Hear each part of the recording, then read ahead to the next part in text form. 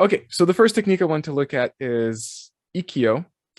We're looking at this Okay. picture here. And Okay. few of my thoughts. So I heard some stories of Ikkyo working, some BJJ people using the elbow to not like really to immobilize people on the ground, but to manipulate the elbow to get into a better position. And I guess it kind of makes sense, the technique, but I haven't explored it that much. I haven't encountered functional versions of it. So my guess is I'd say Ikkyo, I'd put it somewhere in the middle, thinking that it may have that potential to work, but I'm not really sure. And I think I even heard you once saying something good about Ikkyo. So where would you put that? One time I said something good about Ikkyo. Yeah. No, I would actually put it maybe even in the super category. I'd put it in Really? the A category. Yeah. But not but not Ikkyo as a form. And so I think it's important to distinguish the technique itself from the form. So forms are this process I go through, like Shomenuchi Ikkyo Motte or something. But Ikkyo itself is elbow control. I mean, that's the basic idea of Ikkyo. And I think some people might see it more as like, in Japanese, you call it kensetsu waza, right? It's like joint techniques or something. I Mm. don't think of it as a joint technique at all. I think of it as elbow control. And the reason I would put it so high is because if you've ever been in any kind of situation, especially if you're talking about dangerous self-defense armed situations, controlling someone's elbow is absolutely essential, because when someone's arms flailing around, it's really hard to get their wrist, to grab their wrist out of the air. Super, super hard to do that. And if you grab at their shoulder, it's easy to get a hold of their shoulder, but their shoulder doesn't really give you any control over the arm. So elbow control is the nice midsection between the shoulder and the wrist, and it's usually pretty easy to get. And if I control someone's elbow, usually I can keep them from stabbing me or hitting me or doing anything else. So elbow control, I think, is super, super important. And then Ikkyo, as it starts to become a form, shows a way that we can turn that elbow control into an unbalancing technique that we could use as a takedown, or we could use as a projection. And then we could hold someone on the ground with it. And I've made videos talking about the Ikkyo pin, and there are definitely a lot of weaknesses to the Ikkyo pin. It's not super secure. I would take top mount over Ikkyo pin any day in a security situation. But in a situation where I didn't know if the other guy was armed or not, I would rather have Ikkyo, because I could bail out of there quicker than I can something like top mount. So I think Ikkyo is highly functional, but in a gross sense, and not in a specific, like, here's how you take them down and hold them to the ground. I don't think it's that functional in that sense. All right. Hey, that's awesome. And I had doubts if we'll get to any super techniques. So that's a I good mean, I start. use it constantly. So like when we do rondori and stuff, I use Ikkyo nonstop. Nice. And I do think I saw, like, you posted those great videos of you working in your garage or some other area with your Yeah. students and people, like still exploring at your early days. I think I saw you, maybe that's where I picked up that you were using sometime Ikkyo naturally would come up, and you'd said that it's a decent technique. You think I'm remembering that right? No, you're remembering, right? Yeah, yeah. I've got some live footage of it coming off in live situations. And it does. But to see it completely like a form is kind of rare. And I think that's a lot of the problems with the Aikido techniques, is it's hard to not confuse them with the form. And the form's Right. one really specific situation, you know? So the technique of Ikkyo, which is elbow control, super functional. You need it. Like in a self-defense situation, you can't live without it in lots of ways, because people's arms are just too dangerous, right? So, you know, in boxing, I can high cover or something, or low cover, and that's great if someone's just going to hit me. But if someone's coming in with a knife, I can't really high Yeah. cover. The knife goes right through there and gets me anyways, you know? So something that gives me elbow control is real essential. Awesome. Now I'm even more looking forward to come and visit you and experience that. But that's another day. Okay, so next one, Nikyo. And my first thoughts, I know a bunch of people in Brazilian Jiu-Jitsu pulling off Nikyo or certain like Nikyo-esque type of technique. I still haven't got to that point, although it's high on my list.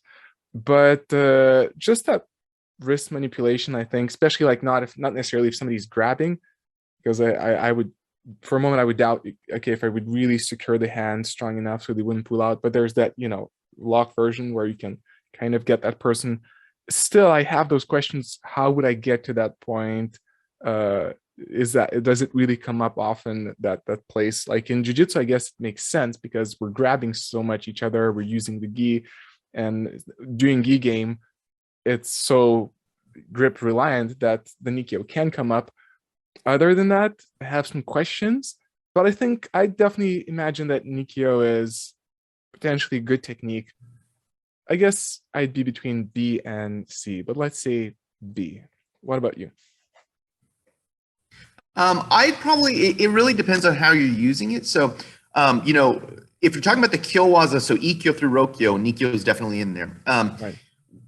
Those are principles and they can do a bunch of stuff. So if you're talking about Nikyo as a controlling technique, like I want to take someone down with it, or I want to hold someone still with it, it's okay. I would maybe put it at a D or an E, like if that's the way you're looking at it. Now, if you're looking at it as a clearing technique, how to get someone's arm off of me, I would say it's pretty high, right? So maybe a B or an A, right? So like Nikyo can really wrench someone's arm off of you if they've got a good control on the side. Now that's not, taking them down with it or making them cry uncle or tap or anything like that. It's just clearing.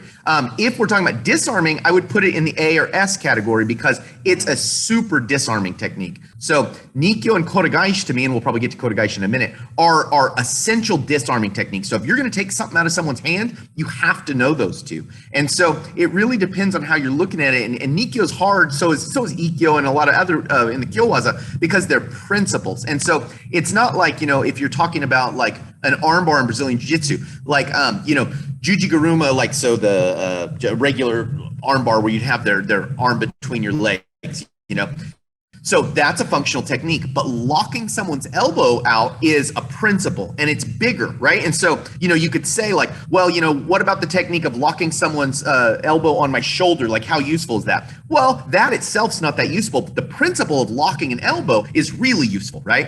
And so that's the way I look at Nikyo, because what Nikyo does is it folds the wrist down and it takes the wrist to the side. And so when it does that, your grip just gets so weak that it's hard to hold on. And so I bet you use Nikyo all the time when you're rolling. It's just you're not thinking of it because it's not, you're not making someone tap with it. You're just using it to get someone's arm off of you. And I bet a lot of people use Nikyo all the time because when the hand gets put in that position, it's just so natural to happen. So Nikyo as a principle is indispensable, but as a hold, or like how we see it a lot in the forums, is not very useful. It's pretty low. I mean, especially if you're considering something like an American lock or a Kimura or something, like those are so much more useful as far as holding someone still or damaging the joint. Nikyo's not as good as those at that. Right. So sorry that wasn't a clear answer. No. We can still clarify. I really like how you're distinguishing. It's A or B for this element. It's C or D for that element. So I guess to kind of find the middle, if we'd qualify the technique for specifically how useful it could be, if we made it, and kind of finding the average usefulness of its potential. Let's say what would be the middle score that you choose for it?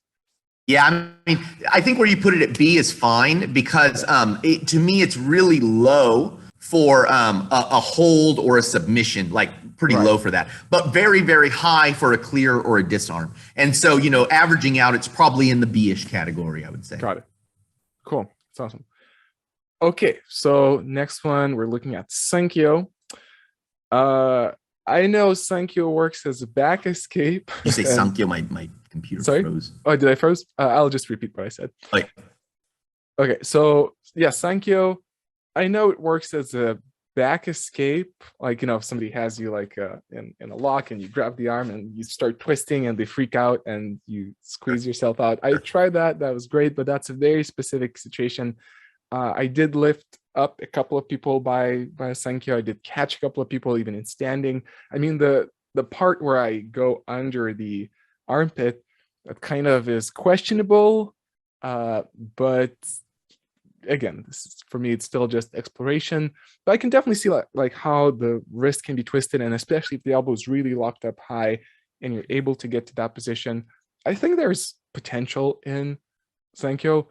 I'm also maybe affected by your positivity. I didn't expect the techniques to score so high. So I'm kind of naturally wanting to go to A, B, A. But let's say I put it on A. What about you?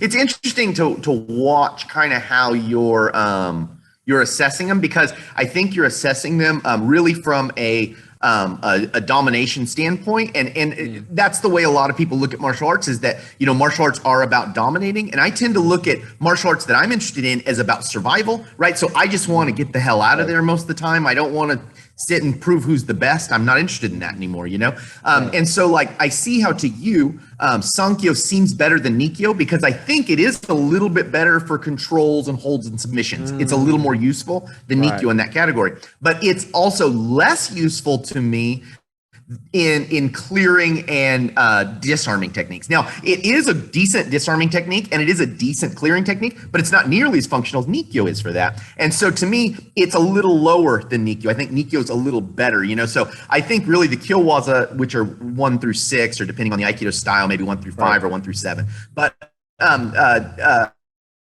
they really do kind of go in a level of importance in a lot of ways. And so to me, I would put Sankyo underneath Nikyo. But if we're averaging out like you're talking about, I would say let's go for a B, because to me, it is a better controlling technique and a better submission technique, just not as good at clearing and disarming, right? So if we're averaging them out, I'd probably stick it around B.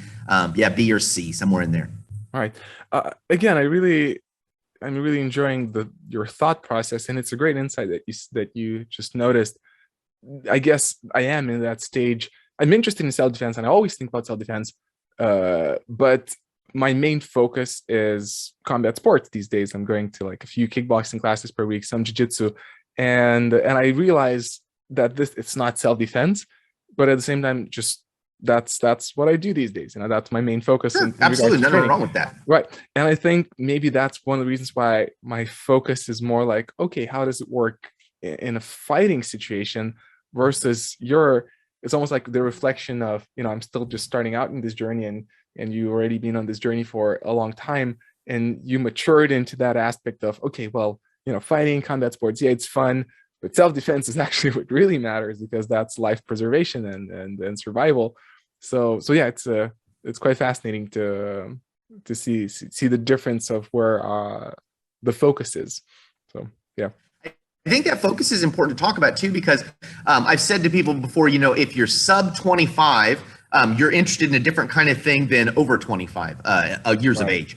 And what I mean by that is, you know, if you're younger, you're thinking about like, how do I impress people? How do I impress girls? How do I become stronger? How do I become more able? Those are your main focuses. And so that, like, you know, combat sports, or I'd call them sport martial arts, are really good for, because it puts you in direct contest with other people who are at your same physical level. And so it really pushes you and makes you grow. And that's interesting. And I think, like, when people think of like challenges and stuff, that's what they think about. But as you start to get older, you know, I'm not getting in bar fights anymore. You know, like the last fight I was in, which was the first fight I had been in, unconstructed fight, in a long time, was recently when one of my students was attacked at the park, right? And I had to step in and handle the situation. And that was a self-defense situation where the police were immediately called. I held the guy down until the police arrived, and I was more than happy to let him go. And I didn't want to prove that I was the best. I just didn't want him to stab me or shoot me or hurt any of my students. That's what I didn't want to happen, you know? And so your mentality changes, I think, as time goes on. Yeah, that's a great point. I agree. Okay, let me see. I'll come back to the list. Irimi nage, and I just kind of switched it up. You know, I started Ikkyo, Nikyo, Sankyo, but I thought let's mix in some stuff in between the good old 6. So Irimi nage, my thoughts: entering and throwing someone, I think that's possible. I think it's difficult to pull off if I'm thinking about combat sports. Very difficult, because people are always kind of being safe about their distance and very, very careful. If it's a random dude who doesn't know what's happening, I presume that it's much more likely to enter. The throw itself, how it's done, just like by holding the back and going by the neck, I'm somewhat skeptical about it. I've found like there's the wrestling knee tap, which looks quite Irimi nage-like, and I think just modifying it somewhat, like using the hips more, I was shown that worked really well. I think it can work pretty well. One of my concerns to some degree with pretty much every Aikido throw would be if I throw someone, if I'm attacked in the streets and I throw someone and they hit their head because they don't know how to fall, that's kind of dangerous in regards to the aftermath. Maybe I can get into legal trouble. It depends, but that's kind of on my mind. And okay, how do I throw and be conscious that I don't kill someone? And Irimi kind of slams the person down into concrete.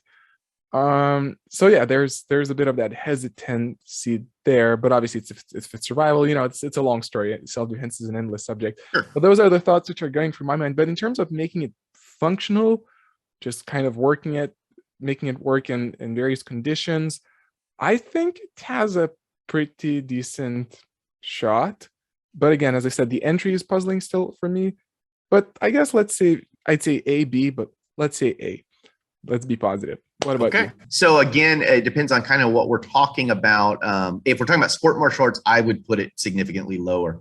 In no time in mixed martial arts did I ever pull off an Irimi nage. In live sparring, it comes off from time to time, but usually heavily modified as how we see it in Aikido.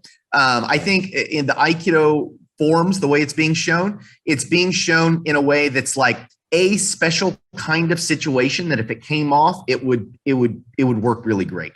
But for most of the time, when you're talking about sport martial arts, you're not going to see that situation arise that often. It just doesn't appear. And like I said, I've never pulled it off in that situation. I have pulled it off with weapons in a couple different situations working with my guys, but it's just never had a lot of functionality for me. Now, as far as we break down the principle, to me, the principle of Irimi nage and the way I talk about Irimi nage is a throw that happens from the rear position. So once you get behind someone, how do you throw someone? And I call any kind of throw that happens from that position an Irimi nage. And I think that's highly functional, like trying to get behind someone. And it's surprisingly easy if people aren't trained, So you work with someone who's done some judo or some boxing or something, it's pretty hard to get behind them. But, brand new people, I can slide behind them quite often. And then there's a myriad of throws that can happen from that.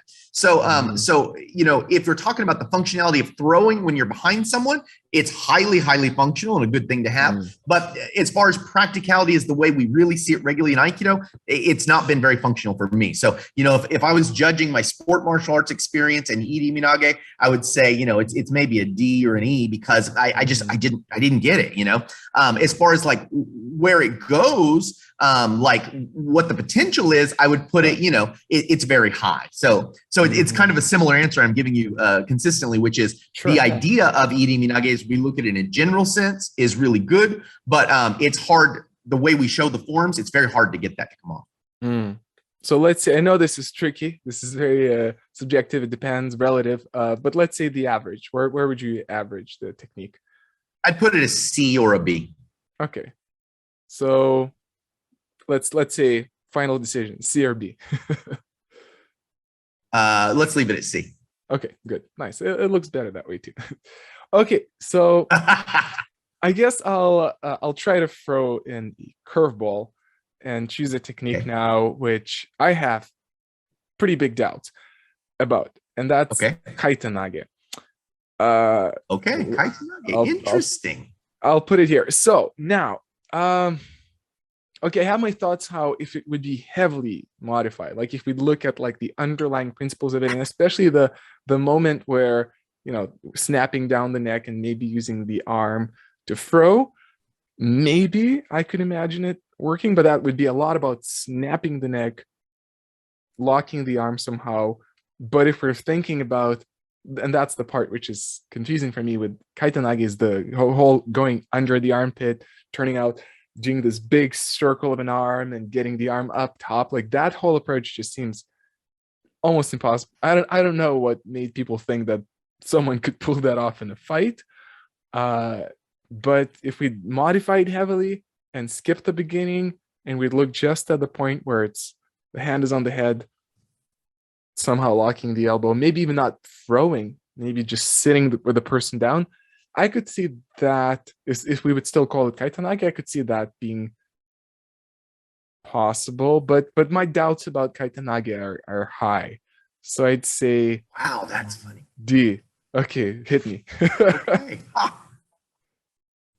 So I find variations of Kaitenage fairly useful. And I would put it much higher, and I would put it higher as far as sport martial arts go, and I would put it higher as far as self-defense goes, because I think when you got someone going low for a low leg tackle, especially if they're not someone who's a trained wrestler and they're doing a perfect shot where they're keeping their back straight, you know, when you're doing a really nice shot, your back's straight. And that makes Kaitenage just about impossible, right? So that straight back, it defends against that. But most people don't. Most people dive with their head. And so when people are diving in at you head first, Kaitenage appears kind of a lot. And you can't think of it like, so to me, again, you have to separate the form from what the technique itself is. And to me, all the technique is I'm keeping one arm open to the side, right? And I'm controlling the head. And so if you look at that off of any bad shot, if I get the back of neck control and I get one arm out to the side and I can go that direction, that will come up a lot. And I have students who come up with it regularly, you know, so it happens fairly often. I would put it much higher for sport martial arts. Now, I think if you think of the form where it's like someone's holding your wrist and you turn to the outside and you cut your hand down and you catch the top of their head and you extend their spine and so it's tight. And then when you move just a little bit, they fly through the air. That's not going to happen. So what's really interesting for me regarding what you said makes me reflect about my quote unquote functional Aikido journey.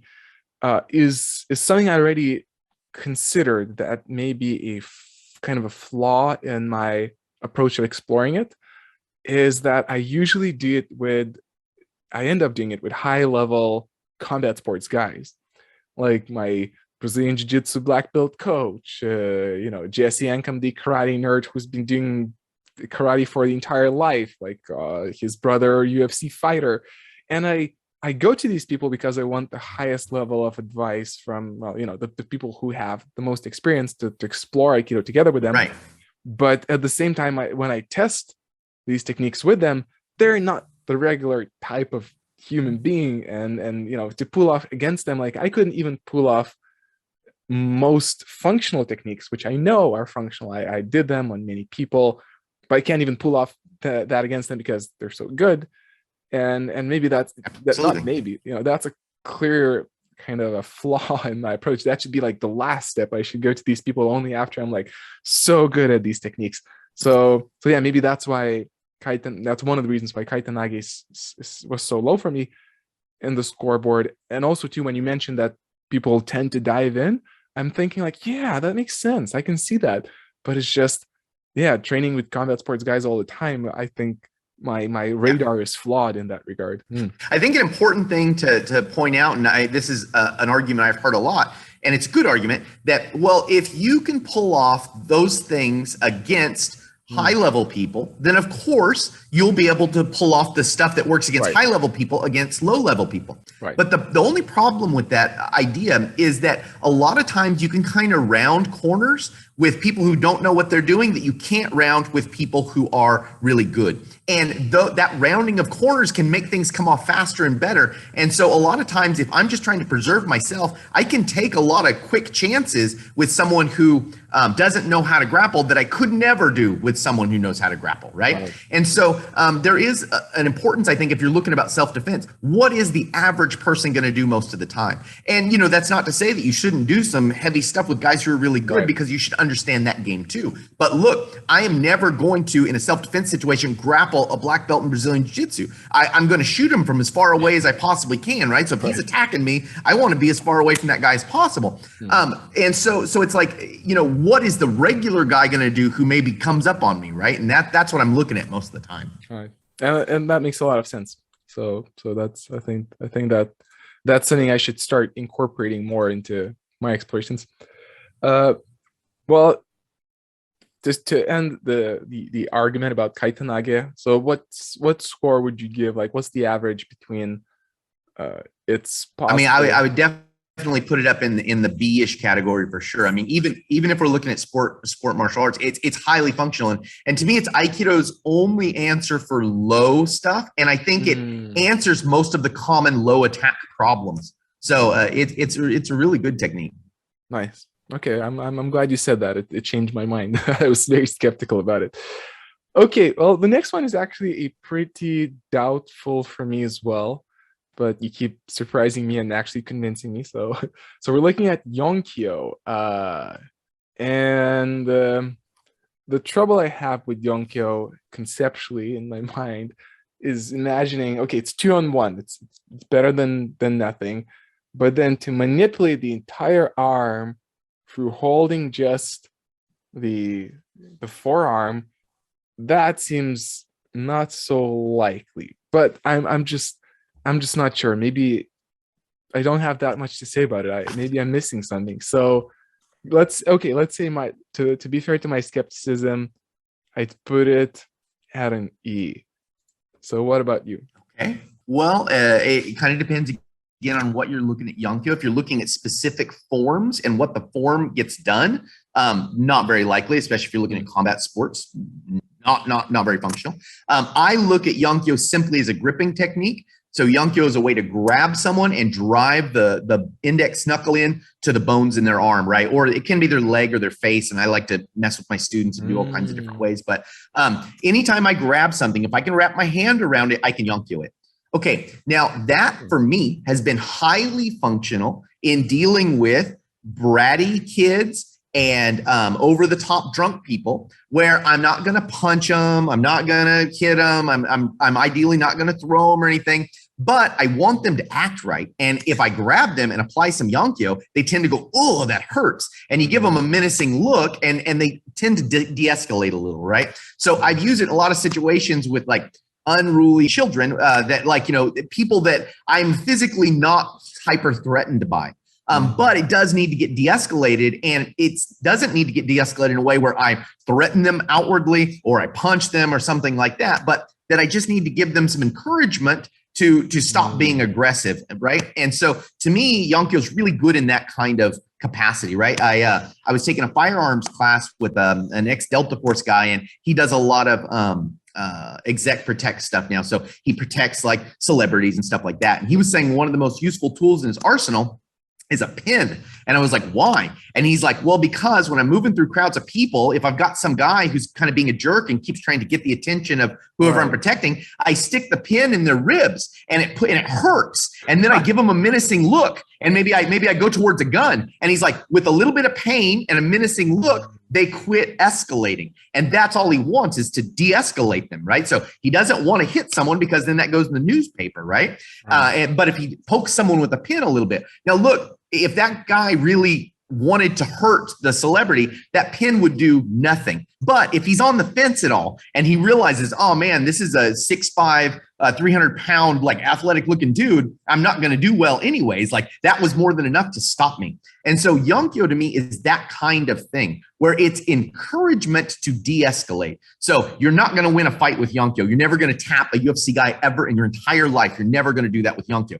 You're never going to bring someone down with Yonkyo who's not significantly smaller than you and they're an aggressive person. But anyone who's riding the fence a little bit, Yonkyo is a really good technique and can be applied so subtly by just grabbing someone and applying a little Yonkyo, and it's like, oh, I didn't like that feeling, and maybe it's going to get worse. So I think it's good in that capacity. That's, again, really interesting, because I just realized what happened in my mind when I was looking at Yonkyo. The way I was taught Yonkyo was a lot based on what was called connection. And that's, you know, a very difficult term to use, to be honest. But the idea was it was connecting to the shoulder through the forearm. And the focus was very much not on the pain, causing pain part, which that's why it just almost eluded my mind. I kind of forgot like that exists there. And I was thinking about I use the forearm to just bring the person down, which was my skeptical part. Now that you reminded me of the pain part, and that actually is there, and that may be like the Yonkyo, that's like the essence of it. That makes much more sense. So that's interesting.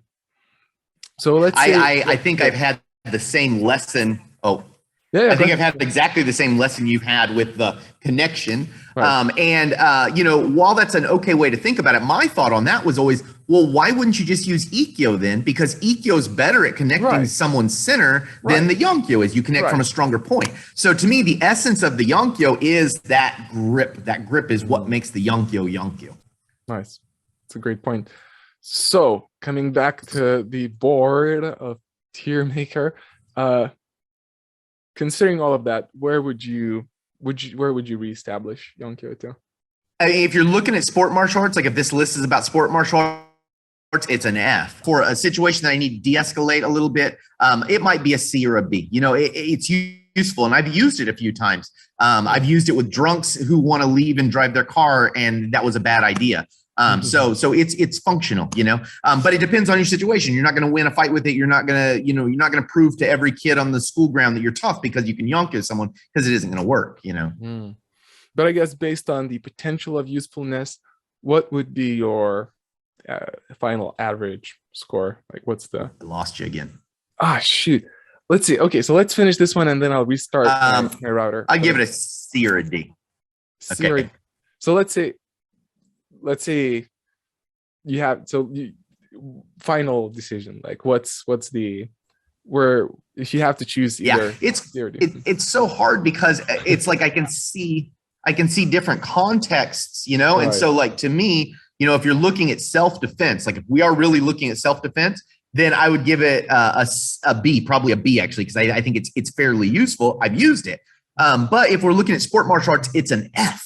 So it really depends. It's almost like we need two lists, one that's like self-defense and one that's like sport martial arts, because they're different animals, you know. Like, I'm never going to Yonkyo someone in a grappling match and then go, oh, tap, that's it, I'm done, right? It's never going to happen. Right. So I guess I realize now, okay, this list could be made more sophisticated. It could be two different lists, but let's see if we still commit to finishing off that middle ground. Let's give it a D, and I think that'll average everything out. Let's give it a D. Perfect, cool. Looking at Juji nage, but at the same time, I can't say I'm too skeptical. I can imagine the hands getting there again, but that question is always there. Like, how do you get to that point? Like, what has to happen? If I'm thinking about trained guys, oh, that's tough. Untrained people, who knows? They're crazy and unpredictable. Maybe, you know, the arms would get there. Maybe, I don't know. So it's hard to say. Part of me is skeptical. Part of me is hopeful. Juji nage. I'll play it safe and say D. What about you? I might put it at a C. So Juji nage, as far as like getting in an unarmed situation, is highly unlikely, because people don't cross themselves like that very often, and most people are strong enough to resist you crossing them unless you're really strong, right? So you can probably get it regularly with children, right? Because they're too weak to stop you from doing whatever you want. However, in armed situations, Juji will come up a ton, and just for this reason. So imagine I was going to stab you with a knife, and you're holding this hand. If I clear this hand and start to stab you over here, then you'll reach across your body to grab the knife to stop me from stabbing you on this side. And I get Juji a lot, right? So anytime you pull the knife across their body and you're isolating one side, they'll reach across to stop you. And when they reach across to stop you, it's fairly easy to crush that other arm on top of it. So in armed grappling situations, it comes up fairly often. I would say, you know, say if I roll, 3-minute rounds with like 5 or 6 of my guys, I probably get it once a night, you know? So it comes up because that reaching across, but that doesn't happen in unarmed situations, right? In an unarmed situation, I don't reach across my body for anything, right? So yeah, that's unarmed, never going to happen. That's really interesting, because I just realized, so you also include in your exploration in your mind when you have a weapon and you're sparring, because for me, it's like, I never consider that, because, it's like the martial arts guy, you're the one defending against weapon. Unless, I don't know, I use a stick, like an improvised weapon, but like, yeah, that's interesting. So I guess to just double check, you do that. You do like weapon grappling sparring, right? Oh, okay. Yeah, absolutely. Yeah. Nice. Yeah, if you come visit, you'll do some too. It'll be great. I love it. I'm looking forward to that day. So you mentioned the C. So shall we leave it there, or? Yeah, I'd probably put it as C. That's fine. Yeah. Okay. Okay, so I won't try to throw curveballs anymore. Let's look at what's next on the list.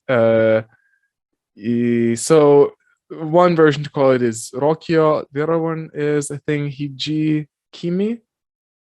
You know what I'm talking about? Or Ijiotosh, or yeah. Right. So yeah, we call it Rokyo, but yeah. Right. So same here. I came from the Rokyo teachings.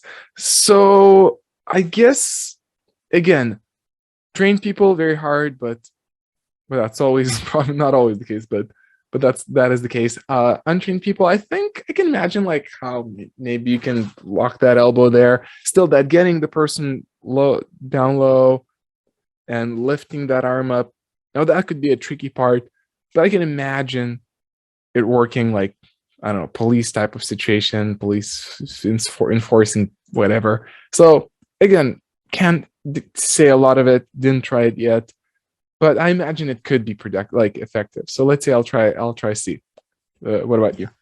I think it's really useful. I think you could use it in sport martial arts. I mean, it's not going to come up a ton because, again, there's not the emphasis on arms in sport martial arts that there is in armed martial arts, right? So like in sport martial arts, isolating an arm most of the time, unless I've already controlled the body, isn't that great an idea, right? So like, you know, if I'm controlling someone's body, isolating an arm so I can submit it is a great idea. But like in an arm situation, I have to isolate their arms all the time, because if I don't isolate their arm, they're going to switch to the other hand and they're going to use the weapon in their other hand. So the second I catch an armed hand, I'm trying to isolate it. And so that Rokyo comes up a ton. Like I find it super useful. It also used to come up for me a lot when I was younger and I was first learning Aikido and I didn't understand Aikido the way I do now. I would try Ikkyos on my friends and they didn't work, and they would straighten their arms and I would turn it into Rokyo. And so I got it in a lot of roughhousing when I first started Aikido. So I know with untrained people, it can come off quite easily. And in arm situations, it comes off kind of a lot, you know, so super functional. It's also a technique that you'll find across all jujitsu styles in Japan.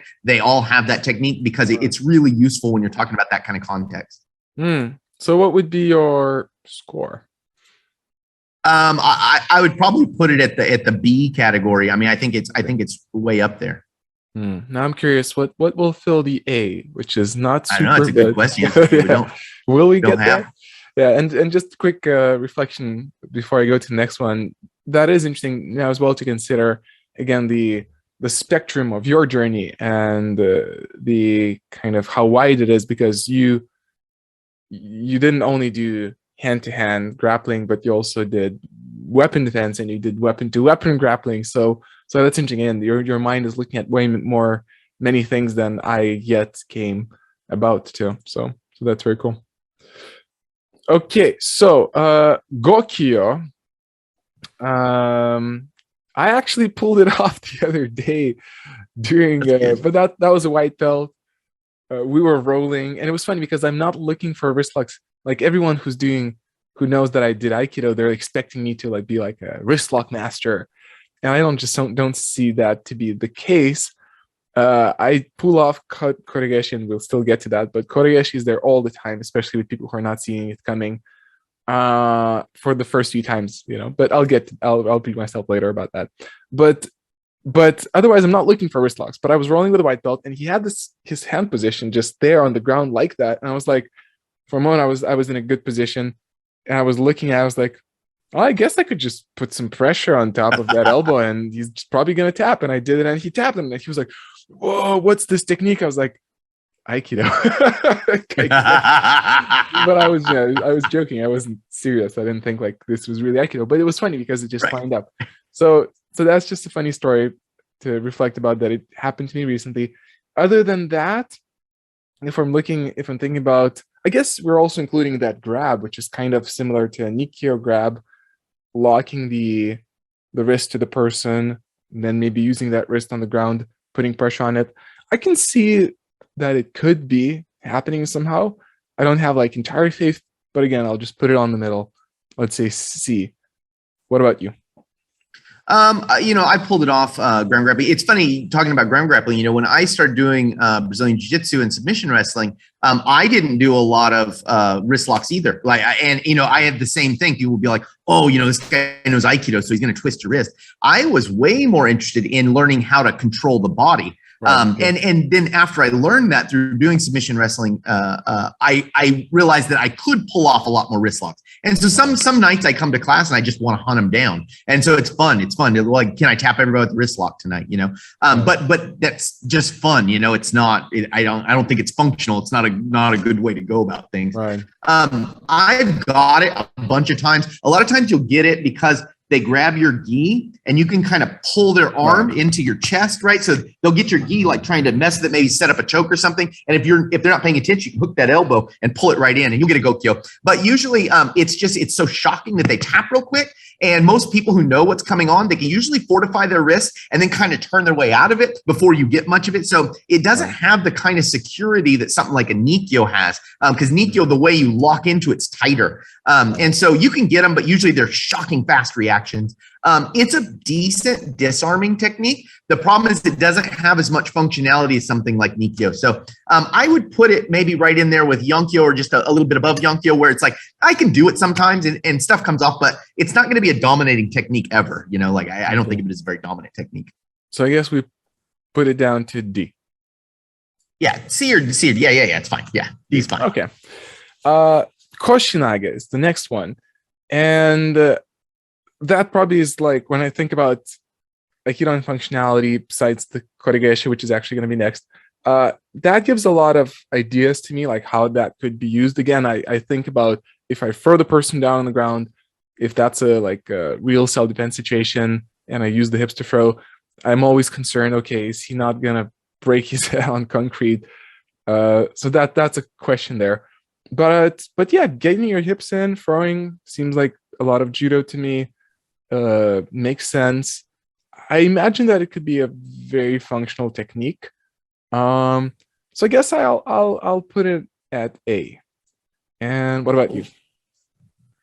I don't know. It doesn't sound like you're on board with it. No, I mean, I've got Koshinage live a bunch of times, and it's funny because Aikido, Koshinage is just any throw that comes off the hip. So, I mean, like, you know, if you're looking at judo, that could be like an ogosh, a hanagosh, maybe even like an uchimata, like, you know, like, so anything where they're lined up on your hip and you throw them, we call that Koshinage. And so, you know from judo and grappling around that throwing someone on your hip is a very viable way to throw someone. So that's real deal stuff. The way it happens in Aikido is generally because they're running at you and you get low enough that they pop over. Now that's whether they're running from like from Shomanuchi. So we're in a tight position where we're up here and I transition in and they're pushing in at me and I get down low and let them come over my hips. I've got it. I have a video of me getting it years ago, but it's not that functional in my opinion. And the reason it's not that functional is because Aikido doesn't teach you all the clinch positions to get into that,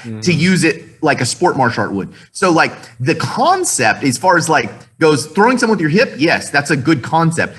Aikido doesn't really teach you how to get there to do it right most of the time. So that's not very functional. And the way we see it done in Aikido, what Aikido does teach you to do with it, that situation doesn't arise all that often. It comes up, but it's not traumatic. So, if I was judging it inside the system of Aikido, I would say it's probably like a C technique maybe. If I was judging it in sport martial arts, because the lack of ability to get to the right clinch position to set it up, and from doing this, the setup is everything, right? Yeah. So because it has a lack of how to set it up, I would give it an F. I don't think it's good at all because they don't teach you how to set it up. As far as like self-defense goes, it's probably like a D or something, because it's like, it's just doesn't happen very often. So I would put it pretty low. I would probably put it like in the C or D category where, it comes up and it's nice to know. But, if you want to compare it to what you would get in hip tosses from judo or any other real grappling system, it's not comparable, not comparable. Mm-hmm. It's a great point. And right after actually I finished my thought and I thought about your soon-to-be answer, I also thought about weapons. And again, I'm far from anything like an expert, so I'm just kind of guessing, but that's a very close technique. And to get there and first of all, to get in there may be dangerous, and to be there, and if somebody has a knife or something, I imagine that can be also dangerous and tricky. I mean, yeah, I can see the dangers of just getting in under the person. I don't know. Do you have any thoughts about that aspect of the danger of? I mean, if you were going to hip toss someone with a weapon, then the way we do Koshinage is about the right way to do it because we hold the arms really clearly when we're setting it up. So that is kind of where it's going to come up. But it's just, if we're dealing with the arms, I generally don't want them in that position for me because it's not too strong. And so I'm not going to choose it. And so it's only going to happen when they force that situation to come up. And in my experience, they don't force that situation all that often, Mm-hmm. So having said all of that, what's your final Koshinage score? I'd put it at I'd put it at a. I think you said I always want to say a C or a D. I'd put it as C. Let's put it as C. C? Okay. So next one is my favorite one, kotegaeshi. Well, it's favorite because it's the only Aikido technique which I'm confident in using in combat sports, especially grappling. It's just fun. It's just fun to see people's faces when I do that for the first time. So it gets a reaction out of everyone. So that makes me feel happy. And as long as they don't get hurt. Anyway, yeah, I mean, in regards to self-defense, I have some doubts. I mean, definitely not catching hands midair as people are throwing them. I think that's already out of the question for me. Getting into position when I would grab the arm. There's even a video I actually published on my channel of someone sending a contribution of the video as they're working as a bouncer. It's a CCTV footage. I don't know if you saw that video. It's this big guy and the bouncer, and he later learned he did combat sports and everything, but he also has an Aikido background, and he does kotegaeshi. The tiny guy is trying to do something. I don't remember the setup actually, but he gets the hand, he throws him with the kotegaeshi, and he pretty much does like a full-on high fall, and he just throws him around. But he's bigger, much bigger. Yeah. So that played an influence. But we're talking about like a bouncer type of fighting situation. So I mean, I can see how it could work. I see some dangers in it as well, but I like kotegaeshi. So this will be a biased score, but just for the fun of it, I'll put it at an S. I don't think it deserves to be there. Oh wow! All right. Yeah, but but it's just I love it. So yeah, I don't think that's the right score, but you change my score all the time anyway. So what's your take? I think it's a good technique. I think when you're talking about a disarm technique, it's the #1 disarming technique.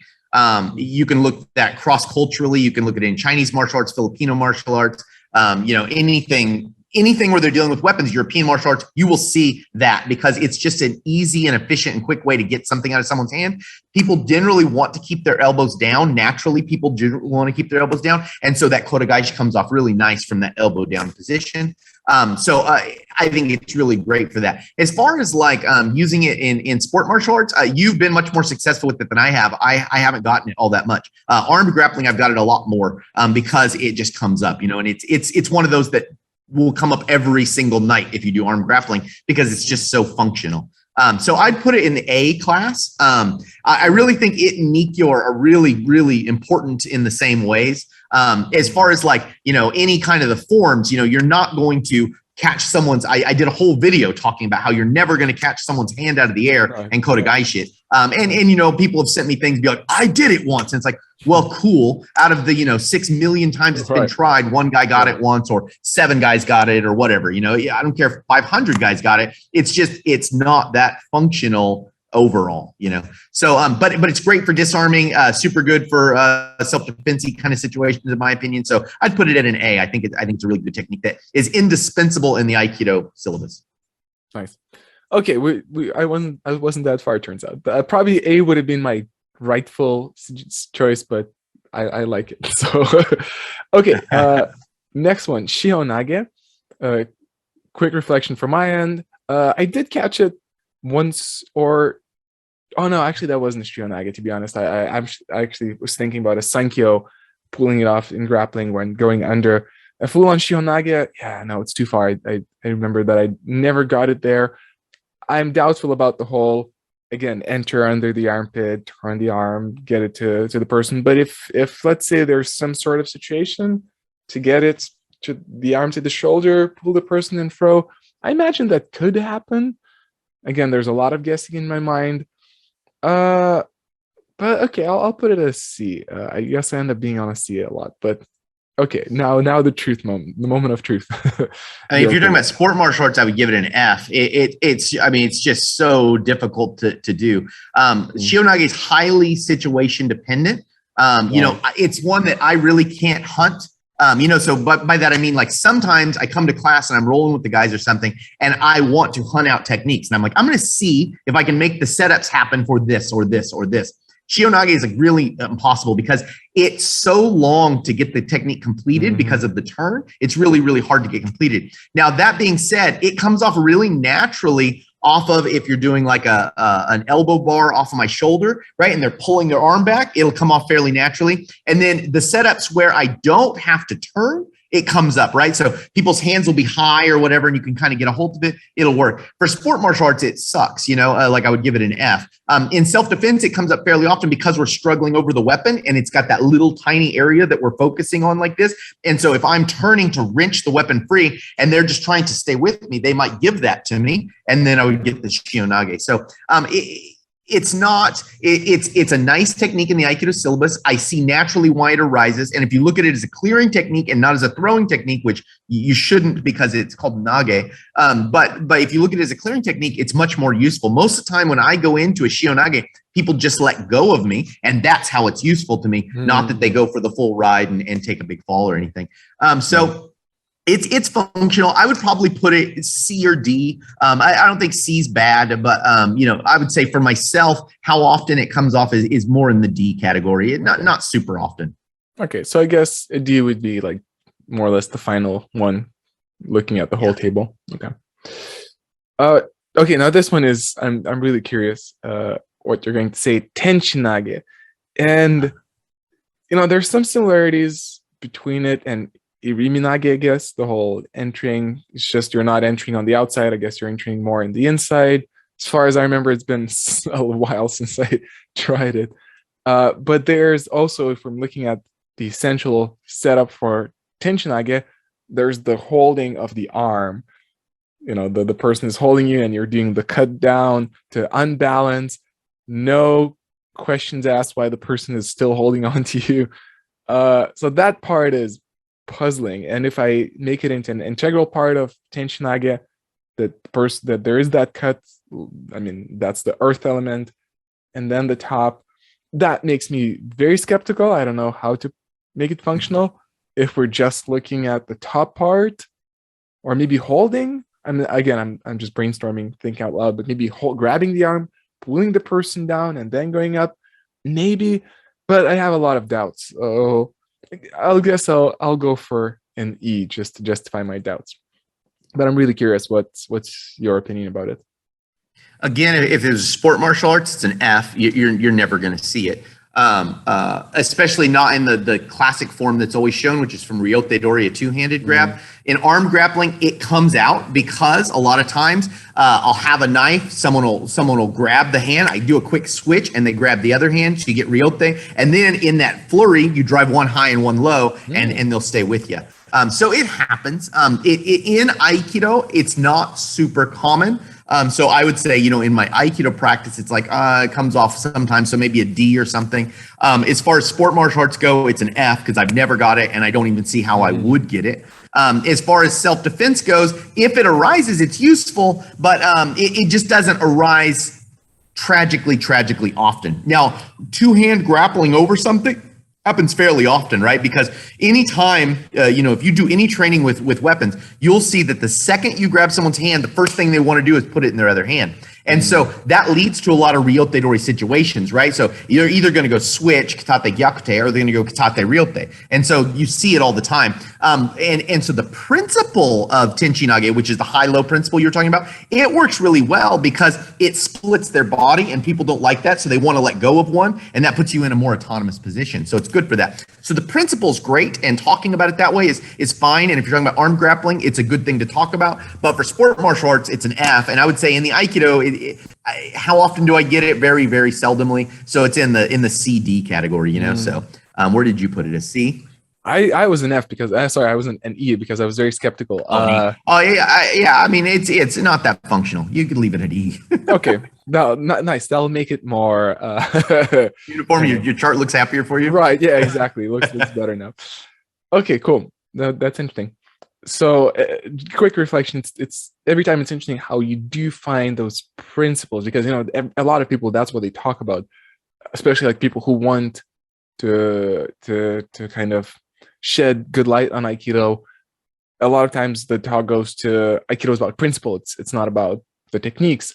And I was kind of looking into it, and I have some of my ideas what that could be, but it seems you really dove deep into that, and you really like clarified and kind of discovered those principles beyond the techniques. So that's really cool. Thanks. Okay, so next one is, I believe this is Sumi otoshi, Okay. which I kind of deliberately put it in there because it also exists in judo. Sure. Yeah. And yeah, I guess again, combat sports, if a person has a good base, I don't see that throw happening. With people who have no idea what's happening, maybe, but I'm not that sure. I mean, again, I wish I tried it in judo, because judo, they have to make it work because they're so competitive and there's so much resistance there. So, but I'm not entirely sure. Let's say I'll put it on a D and just look forward to your opinion. Yeah, I mean, I have a student who that's his bread and butter, and he loves it, and he'll do it all the time. And so, I know for some people that works out really well. My game, if you look at sport martial arts, never was about that. My game was always about core control. So, if I'm taking someone down, I want to get a hold of your body or your legs. That's what I want. And so, like, I really very seldomly mess with arms, with the exception of maybe like a Shihonage, or sorry, a Sankyo or something. And that's just because I'm going from an arm to get the body behind me. So for me, I really never got it a whole lot. I get it sometimes when we're messing around. And I see the functionality of why it can come up, especially in an arm situation. In an unarmed situation, not as much. But like you said, it's in judo. I would like to see what the competition results are of it. I bet it's fairly low percentage compared to something like Shihonage or ogoshi or something. Uchimata is probably like way up there. But it is possible you can do it, and it's old school stuff. And I think why it's still in judo is because it comes from armed stuff, and it's more likely to come out in an armed situation. In my experience, it looks a lot more muddled than it usually looks in Aikido. It's much more ugly technique, and it looks much more like some kind of rear tripping technique or something. So what about your score? How would you? I don't know. I'd put it in the maybe C. It's a C. Okay, C. Nice. Two similar pictures next to each other. And with the Kindred, so that one for me, you see the picture there? Yeah, I don't think I can't see what it is. What you called it? Kindred? Yeah. So you didn't bump into that arm term? Cutting throw? I guess so. So essentially, imagine somebody is giving, if we're thinking in back in our Aikido days, somebody is doing at ski. I step out of the way, I grab the arm, I turn next to that person. So I'm holding the arm, extended arm. I'm next to that person. I put my hand under their extended elbow, and I lower the extended arm, put pressure on the elbow, and turn my arm to throw that person. My otoshi is what we call it. Yeah. Okay. Got it. Okay, good. I'm happy that my explanation worked out and made the connections. So yeah, I was introduced to it as in the Kokyunage, and yeah, again, I can see some ideas how that could work. As always, the question is how you get there. Maybe 2-on-1 arm drag, get in there. Maybe extending the arm could be hard. But yeah, I think I can see the potential behind it in my mind. So I almost want to go like a BA, but that's all guessing land for me. So now for the truth. For sport martial arts, it's high up there. I mean, it's like a Russian 2-on-1. So I mean, there's a ton of stuff you can do from that. You can go into firemen's from that. You can go to, so if you're looking at unarmed stuff, it's totally way up there. It's just 2 arms on one, holding it tight. The way we specifically do it is functional, but you probably won't see it in wrestling much because it is against the joint, right? Like purposefully against the joint. I think, very functional for mixed martial arts, very functional for any kind of stand-up grappling stuff, and highly functional in a self-defense situation.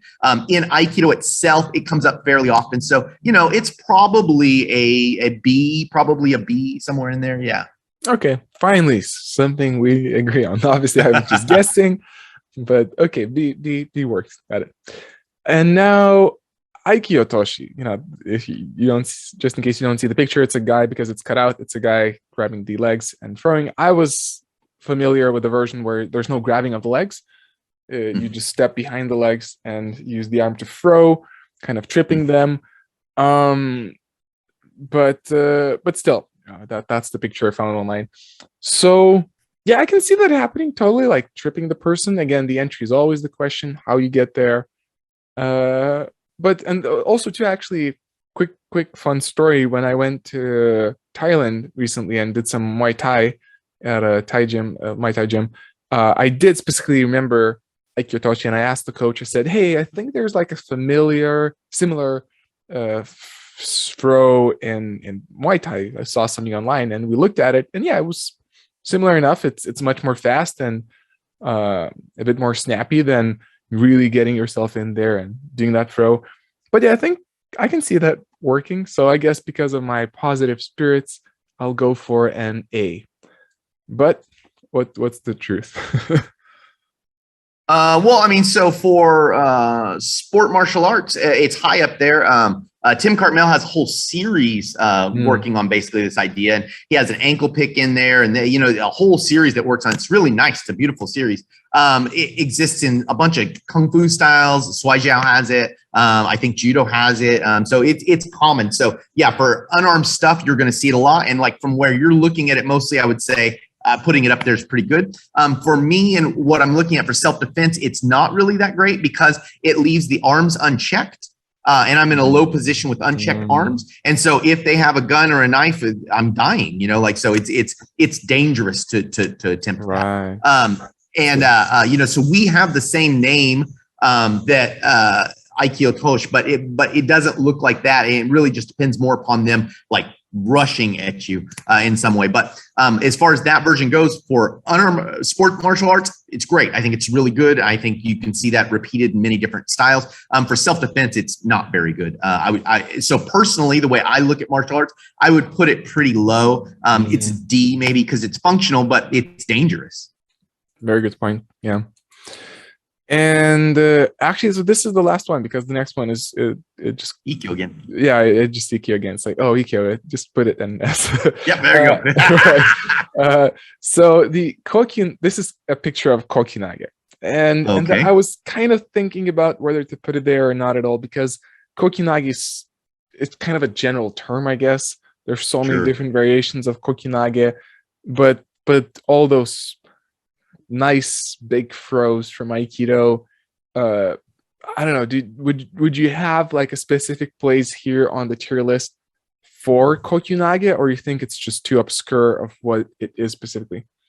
I mean, when we're talking about principles, like, it is as principle-esque as they come. If you look at Saito Sensei, he calls probably about 12 different throws Kokyunages. Right. So it's really hard to say. Now, it's a principle. And so like Tenchinage, as a principle of splitting the body in two, Tenchinage is good. As it comes off, it's not good. And Kokyunage is real hard to come into because what does it mean? Now, I in my school have one specific thing that I call a Kokyunage, but that doesn't match up because all Aikido schools use it in different ways. So, a Kokyunage is a throw that should come off with natural ease. And so I think that's a great way to think about doing throws. But technically, what does that mean? I don't know. So I don't even know where I'd put it on the list. I mean, a well done throw is a S up there for super, but also like, a principle that you can't get your hands on, especially for a new person, it's an F. So yeah, it's a hard one to get at. True. So it's a good point. Whether I was wondering whether I should put it there as well, but I just was interested about the discussion of it. So, and I think you just answered my question. So before I start summarizing what we see, is there any technique? And there are those various variations of Aikido techniques, but in regards to those popular techniques, which most Aikido schools practice, is there anything that you would have put that I missed out on? Probably not. I mean, so I have a set of Hinkonage, which means variation throws. So like Shihonage, I teach a Shihonage, and I think it has a place in regular Aikido. And I think Shihonage is fantastic, but it's not seen in all Aikido styles. So I could see not putting it in there. Yeah, I mean, this is pretty representative of, I think, a lot of Aikido schools. Yeah, I think it's pretty, because you have all the kyowaza essentially, and I think you have all the nage waza, so Kokyunage, Koshinage, Kaitenage, gaeshi, Irimi nage, Juji nage, Shihonage. Yeah, so I mean, I think this is core Aikido curriculum. Pretty solid. There's one technique, just for the interest of discussion, there's this thing where some Aikido schools do, the Nodotsuki. Sorry? Nodotsuki? I guess so, because I was never in a school which would teach that. I would only see it online. That looks pretty functional, but again, I guess just because I never bumped into it through visiting a handful of schools, I presume it's not like a super popular, like not like the bread and butter of Aikido schools. I think you see it in a lot of Tenshin Aikido. Right. I don't see it in a lot of other Aikido schools. Yeah, sure, it's functional. Putting your hand in someone's face and pushing their head up. That's a functional thing. You can use that. But you agree that it's not like the usual. No, it's not. You're not going to see it in a whole bunch of Aikido styles. Right, and I guess it also kind of goes a little bit against the spirit of Osensei, who's all about how do we make these techniques more aesthetic, more peaceful, more kind of less violent, and that direct. I would argue that is way less violent than cutting a guy with a sword, and yet we can find tons of videos of him practicing cutting people with swords. So right, it all depends on it's all situational, and so I do believe Aikido is a peaceful martial art in that it's looking for the best resolution possible, but the best resolution possible might be pushing someone's chin so I can get out of there, so it all depends on where you're at. That whole question, I don't want to expand too far into this because this could be a whole different subject, but that question was always puzzling for me. Like, okay, Aikido is all about the art of peace, but why the hell are we cutting each other with sword and stabbing each other in like the ribs and etc.? It's like that, and also to like throwing somebody with a Shihonage on concrete. Where's the peace in that? So that's a bit of a complicated question, I think. Right. Yeah, I mean, I think just real quick on it. I mean, I think if we just have a shift in what I'm thinking about doing, am I thinking about dominating the other person, or am I thinking about making a peaceful environment in the end? Right now, how we get there could involve all kinds of things. But if my goal is just to beat someone up, if someone says, "Hey, I don't want to be here anymore. I'm sorry I messed with you," and you run after him and cut him down with your sword, that's very different than 6 guys came into my house and tried to attack my family, and I had to cut them with swords. It's a different situation, right? Yeah, true.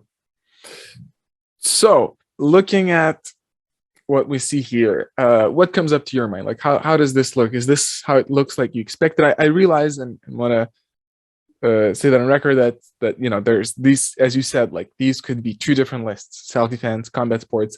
But if we're looking at the average potential of Aikido techniques to be functional, or Aikido principles behind the techniques, is this, first of all, is this what you were more or less expecting to see? Yeah, I mean, I don't know. I mean, I'm not trying to be a bummer here, but it's really hard for me to see past the contextual arguments, right? And so if we were looking just at sport martial arts, this should probably all be significantly lower. But when you asked me about it, it was like, oh, let's talk about it for self-defense and different things. So, and it's like for self-defense, a fair amount of these might need to be higher. For armed grappling, which is somewhere kind of in between those ideas, a lot of these ideas would be higher, so it really kind of depends on the context that you're looking at it. For sport martial arts, I gave a bunch of these things Fs. I was like, well, I just don't think that's useful at all. And that was my experience doing sport martial arts. And that's why the first 2 years of doing sport martial arts, I was like, Aikido doesn't work. Most of these techniques are Fs. But when I start to understand different contexts, then it's like, oh, well, with another context, this actually makes a lot of sense. Whereas something like, a double leg takedown in a self-defense situation, in my opinion, is an F. And you might say, well, you're going to be successful in taking him down. Yeah, but getting stabbed and getting hurt and putting yourself in a bad position, that's all highly likely too. So, it really depends on the context you're looking at things. Right. Since you mentioned that, would you be okay with playing this quick, let's call it, game and just naming, if we do exactly what you said, like we'd go for combat sports and then self-defense, and you just name letters. Like I tell you names and you just name letters. Would you be up for it? Sure, I'll play any game you want, but what exactly are the rules of this game? Yeah. Okay, so let's say we start with combat sports, And I say, without too much elaborating, just I'm curious to see how it will lay out. Okay, gotcha. You're going to point to the technique, and then I'll say combat sports. What? Yeah. Yeah. So let's see. We start with Ikkyo, combat sports. What rank would you give? E. Okay, E. Then Koryugeshi. D. Mm-hmm.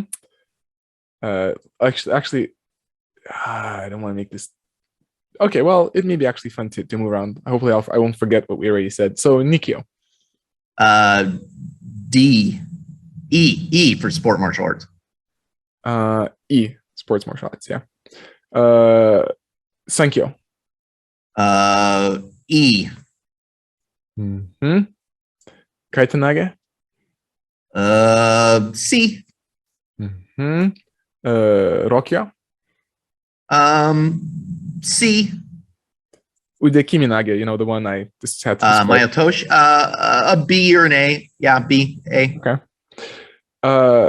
Now I'm starting to get confused. Did I ask you for Kaitenage? You did Kaitenage, huh? Okay. Irimi.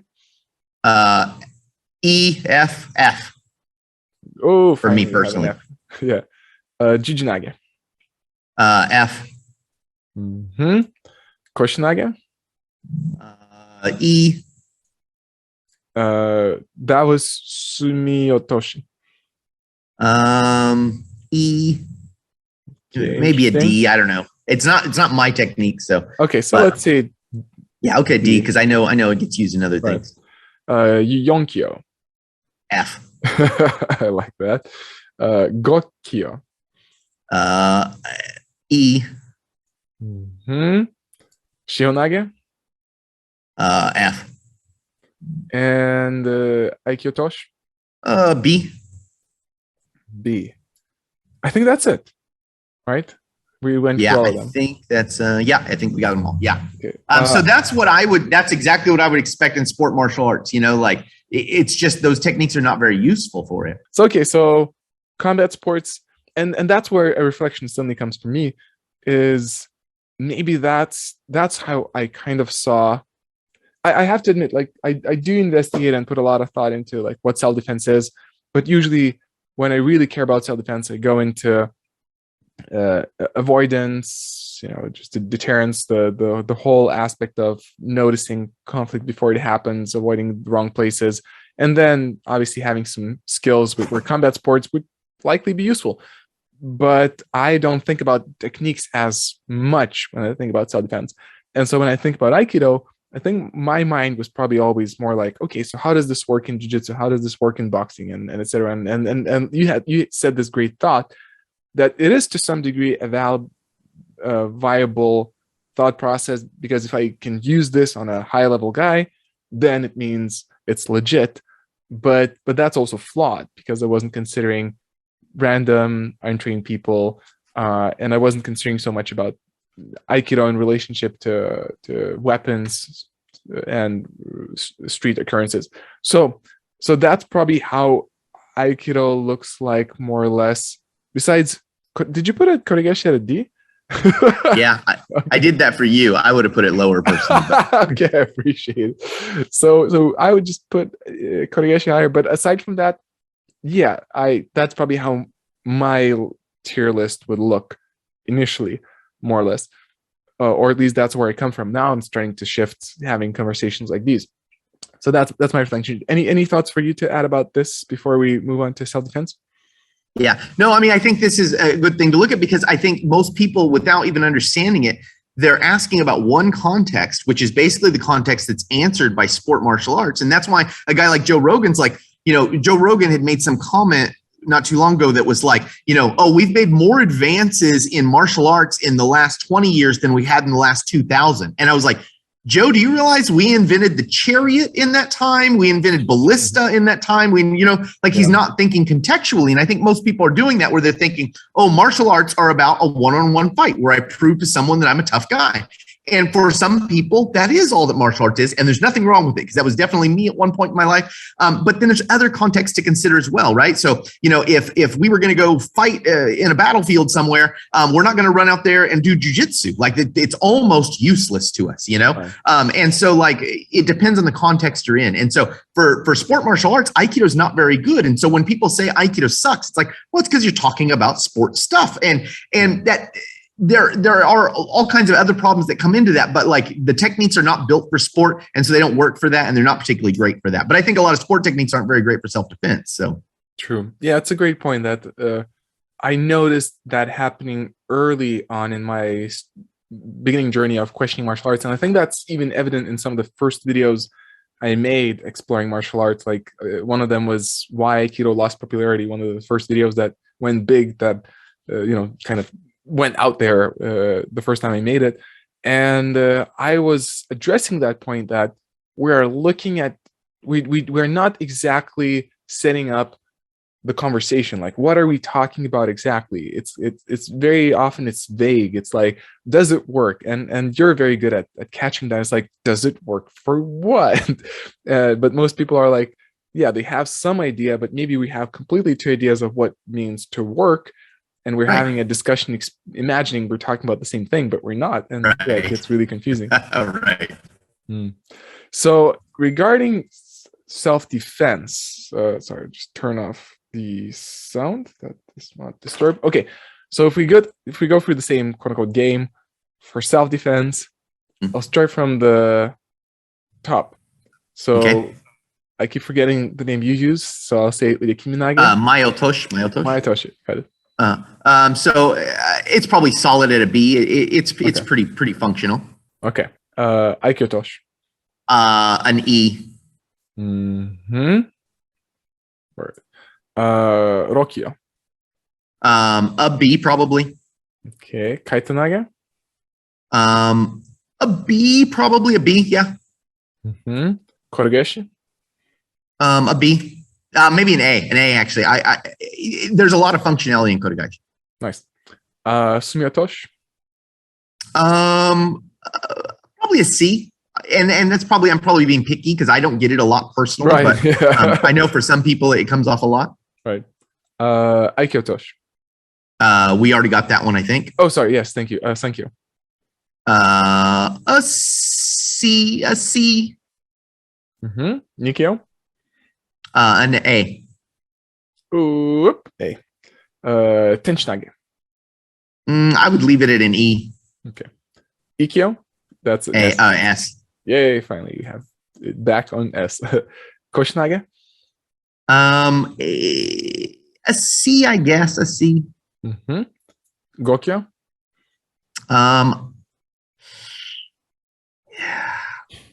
We'll put it at a D because I know you're not going to like that empty column. So I was going to say C or D. So let's put it at D. Okay, I appreciate you making it visually nicer. Irimi. A D. It's funny. So yeah, like we could do another one of these. I don't want to do a million, but sure. Like we could definitely do another one where we talk about conceptually whether that's a good idea or not, versus like how pragmatic is it to get to there. Because I think Irimi is probably an S as far as conceptually goes, but it's not easy to do on the regular. So yeah, probably a D. I guess also, I imagine this would be different if we would be weapon defense, hand to hand.